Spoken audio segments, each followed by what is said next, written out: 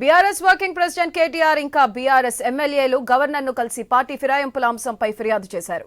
దీంతో పాటు ఎమ్మెల్యేల ప్రోటోకాల్ ఉల్లంఘన, రాష్ట్రంలో శాంతి భద్రతల అంశం, నిరుద్యోగులపై పెట్టిన కేసులపై కూడా గవర్నర్ కు ఫిర్యాదు చేశారు.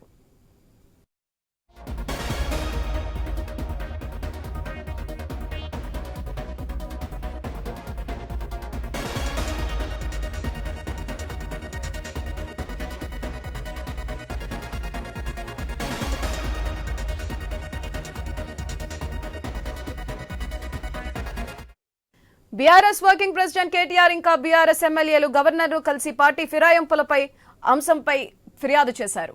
దీంతో పాటు ఎమ్మెల్యేల ప్రోటోకాల్ ఉల్లంఘన, రాష్ట్రంలో శాంతి భద్రతల అంశం, నిరుద్యోగులపై పెట్టిన కేసులపై కూడా గవర్నర్ కు ఫిర్యాదు చేశారు.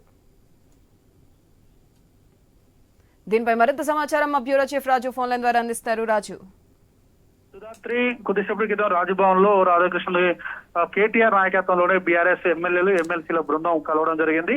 ఇందులో ప్రధానంగా కొన్ని రాష్ట్రంలో జరుగుతున్నటువంటి ప్రస్తుత రాజకీయ పరిణామాలతో పాటు పార్టీ ఫిరాయింపులో ప్రోత్సహిస్తున్నటువంటి కాంగ్రెస్ ప్రభుత్వ తీరు, అదేవిధంగా నిరుద్యోగులకు సంబంధించిన అంశాలు, గ్రూప్ 2కు సంబంధించినటువంటి అంశంతో పాటు డిఎస్సి అభ్యర్థుల ఆందోళనకు సంబంధించినటువంటి అంశాలు, జాబ్ నోటిఫికేషన్ ఇస్తానని చెప్పేసి కాంగ్రెస్ ప్రభుత్వం మోసం చేసిందని చెప్పేసినటువంటి అంశాలతో పాటు ప్రధానంగా ముఖ్యంగా ఈ ఇటీవలి కాలంలో ప్రజాప్రతినిధుల విషయంలో రాష్ట్ర ప్రభుత్వం అనుసరిస్తున్నటువంటి విధానం ఏదైతే ప్రోటోకాల్ అంశాలు ఉన్నాయో, గెలిచినటువంటి ఎమ్మెల్యేలను కాకుండా ఓడిపోయినటువంటి ఎమ్మెల్యేలని అధికారిక కార్యక్రమాల్లో ఇన్వైట్ చేయడం అనేది చాలా ప్రమాదకరమైనటువంటి పరిణామం.